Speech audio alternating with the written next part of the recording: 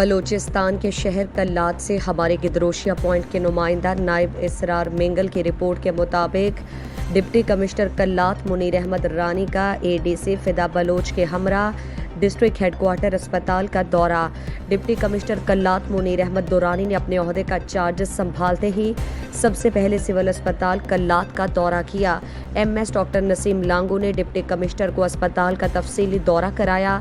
Deputy commissioner ने शोबा हादसात, operation theatre, x ray room, laboratory, blood bank, male और female ward, OPD room, dental branch, अद्वियात के स्टोर्स और दीगर तमाम शोबे चेक किए।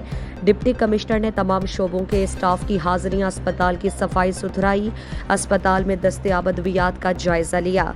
डिप्टी कमिश्नर ने कहा कि सेहत और तालीम के शोबों में कोई समझौता नहीं होगा।